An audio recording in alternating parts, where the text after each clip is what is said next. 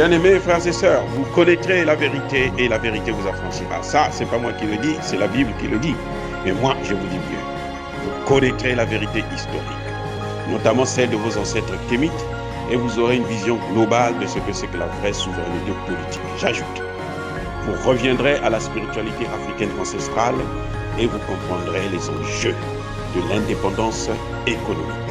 Et pour terminer, vous accepterez votre identité culturelle kémite et vous obtiendrez deux choses. La première, c'est la paix. La seconde, c'est le développement, à une condition. L'unité de toute l'Afrique noire, l'unité de tous les Noirs du monde entier. Otep à tous, bienvenue sur la chaîne des panafricanistes par essence, par conviction et par excellence. Celle des citoyens kémites par nécessité et obligation de combat. Nous sommes une chaîne qui n'est guidée que par nos ancêtres et rien que par les ancêtres qui appartiennent à l'égregore du monde noir. Par conséquent, nous ne croyons en aucun Dieu venu de l'étranger. Toutefois, cette vidéo n'est aucunement destinée à inciter à la haine ou à la violence, car nous menons un combat qui est d'abord et avant tout spirituel, intellectuel et démocratique. Ensuite, il est politique, géopolitique et géostratégique, contre l'impérialisme, le colonialisme, le néocolonialisme et l'endocoloniat, qui sont tous qualifiés de crimes contre l'humanité. Nous menons ce combat sur la base du principe fondamental que nous avons hérité de nos ancêtres kémites, qui est celui de la Mahat, c'est-à-dire solidarité, vérité et justice. Vous êtes donc en droit de connaître la vérité et nous avons l'obligation de vous dire la vérité, rien que la vérité, afin que justice soit rendue au continent africain. Et ça, c'est notre modeste contribution dans cette noble lutte en faveur de la souveraineté, la dignité, la solidarité et l'unité africaine. C'est exactement ça que nous appelons le panafricanisme. Bien-aimés frères et sœurs, le monde a besoin de nouvelles institutions. C'est ce que Emmanuel Macron n'a pas expliqué aux pays africains et surtout aux pays, et aussi aux pays d'Amérique latine qui étaient présents à son fameux sommet sur le nouveau pacte financier mondial. Les institutions de Bretton Woods sont caduques, sont dépassées. Ce sont les institutions de Bretton Woods qui ont élevé les États-Unis, qui ont décidé que le dollar puisse être la monnaie d'échange à la place de l'or. Et un peu plus tard, là c'était en 1900, après la Seconde Guerre mondiale en 1944, mais après ça, en 1971, les Américains ont changé parce que, bon, on avait constaté qu'ils abusaient avec l'or.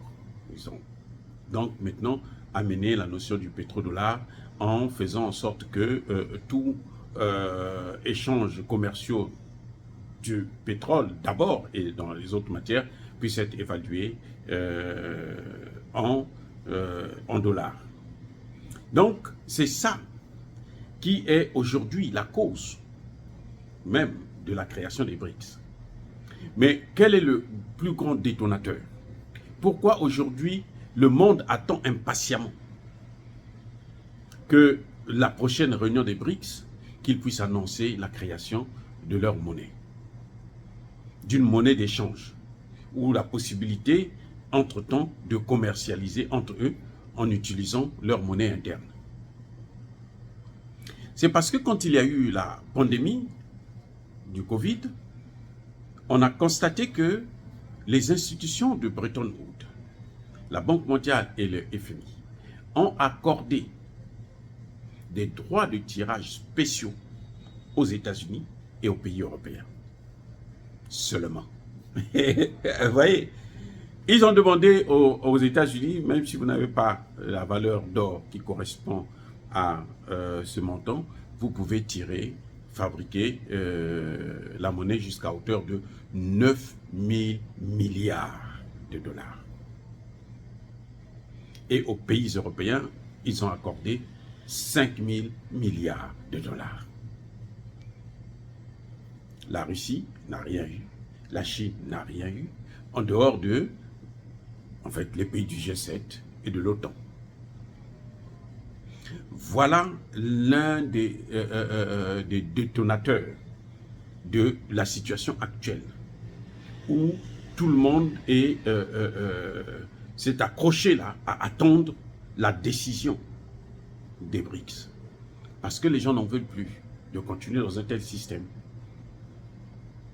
Vous savez, par exemple, pour les pays francophones, lorsque on dit droit de tirage spéciaux pour les pays européens, 5 000 milliards, qu'est-ce qu'on donne à l'Afrique? Ben rien. L'Afrique n'a rien. Oui.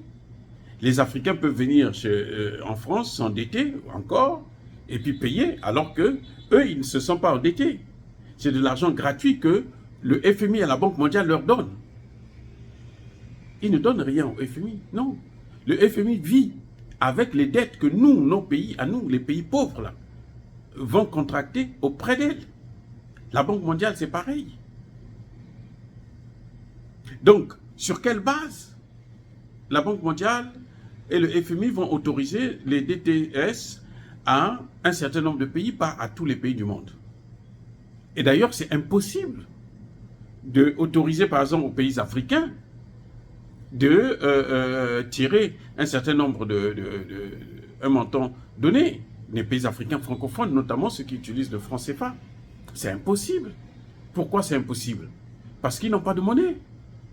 Tout simplement parce qu'on n'a pas de monnaie. Donc même si on nous avait donné l'autorisation, la Banque mondiale nous avait dit, bon, vous pouvez tirer 1000 milliards par exemple, pour les 14 pays africains ou les 15 pays africains, qui devrait les faire? Mais c'est la France. La France devrait tirer les 1000 milliards et la France devrait prendre sa part. Ah oui, elle devrait prendre sa part. Et nous, on allait nous demander, en quelque sorte, puisque la France prend sa part, elle allait nous donner ça comme dette. Et on devrait rembourser à la France. Alors que c'est de l'argent que l'institution nous donne pour faire face à la pandémie qui est en train de faire des ravages dans le monde. Donc voilà, c'est pour ça que quand vous voyez Emmanuel Macron insister, Emmanuel Macron, jusqu'à maintenant, hein, il continue à espérer qu'il pourra avoir l'invitation pour venir au BRICS. Mais les Chinois et les Russes ont dit niet. Ah oui, les Chinois et les Russes, ils sont catégoriques là-bas, ils n'en veulent pas. Et le monde entier attend impatiemment quelles sont les décisions qui vont être prises au niveau de BRICS en Afrique du Sud. Et c'est là où c'est ce qui trouble Emmanuel Macron. Parce qu'il se dit, mais attendez, qu'est-ce qu'ils vont décider là-bas? Et qu'est-ce qui va se passer pour les pays africains qui ont le CFA? Comment ils vont faire pour gérer le CFA là? Quel est l'avenir du CFA si les BRICS créent leur monnaie à eux? Voilà le grand problème qui amène Emmanuel Macron à vouloir aller dans les BRICS. Ce n'est pas parce que Emmanuel Macron est intéressé au BRICS, c'est un pays du G7. Les 7 pays les plus industrialisés au monde.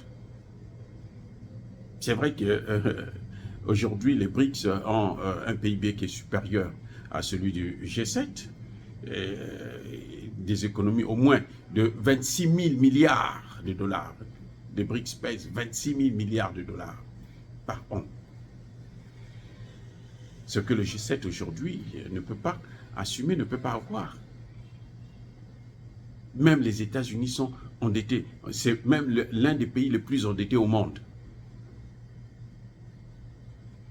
Et ça va être encore plus difficile puisque on est en train de voir aujourd'hui les échanges commerciaux qui se faisaient dans le monde étaient en dollars, s'élevaient à près de 90%. Actuellement, on est descendu jusqu'à 40%. Donc, ils ont perdu 50%. Ah oui, 50% de moins. Et c'est énorme, c'est vraiment énorme. C'est pour ça que vous voyez que l'OTAN, maintenant, veut s'acharner sur l'Afrique, mais ce n'est pas l'Afrique. L'Afrique, ce n'est pas l'Afrique. Nous, on est rien, nous, on subit, on n'a rien. On n'a rien. On est pauvre. On n'a que des matières premières. Ils veulent venir prendre, même si vous prenez les matières premières, vous n'allez pas changer la donne. Hein. La valeur du CFA là, ne pourra pas changer, plutôt du dollar ne pourra pas changer avec les matières premières africaines. Non. Parce que les pays africains en sont décidés à commercialiser aussi dans d'autres monnaies.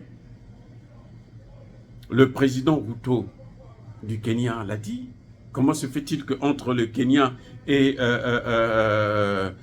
avait cité un autre pays, là, Djibouti, Djibouti a sa monnaie, eux ils ont leur monnaie. Les échanges là, il faut faire ça en dollars. Il dit mais quelle est l'importance du dollar là? Quel est son rôle là? Qu'est-ce qu'il vient faire dans une affaire qui concerne deux frères? Et c'est ça, ce sont là les vrais problèmes. Que Emmanuel Macron croit arrêter, mais on ne peut pas arrêter l'histoire. Écoutez, on ne peut pas arrêter l'histoire. Plutôt, les Américains et les Européens vont comprendre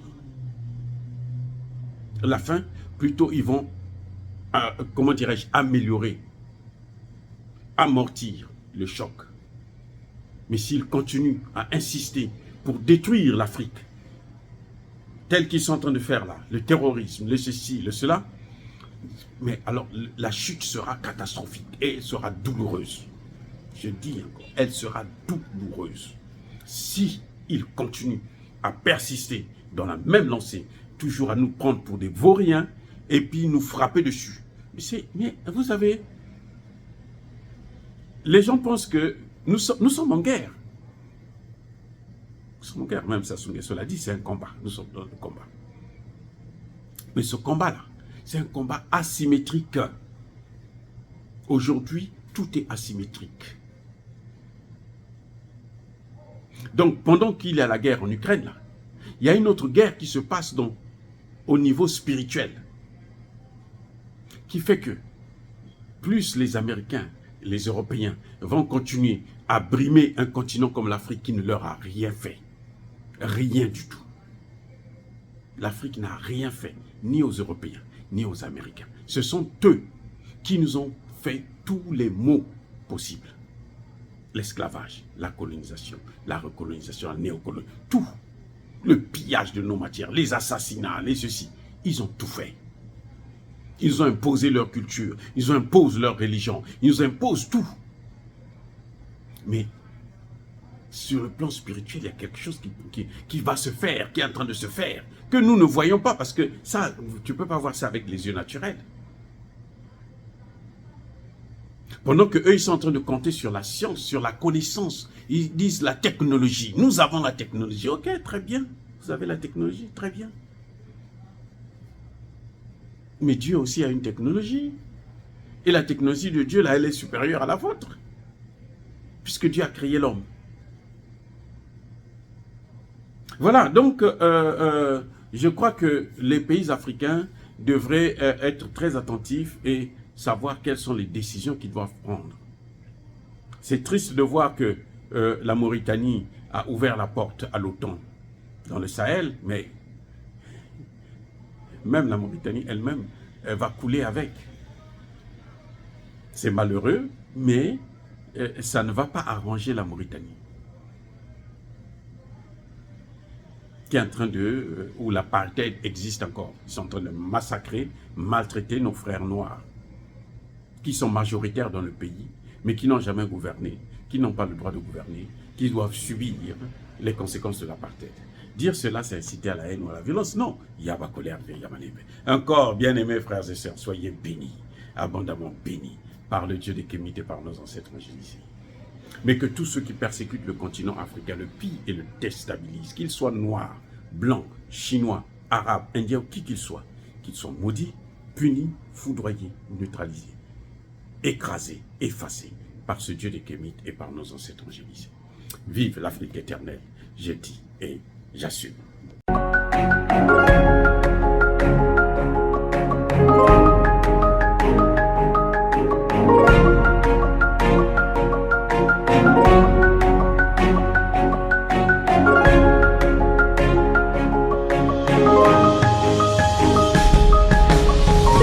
Eux, ils marchent par la foi et non par la vue. Mais moi, je vous conseille vivement de marcher par la connaissance scientifique et historique, notamment celle de nos ancêtres kémites, par les 5 sens et par l'intelligence. À vous, à Pierre.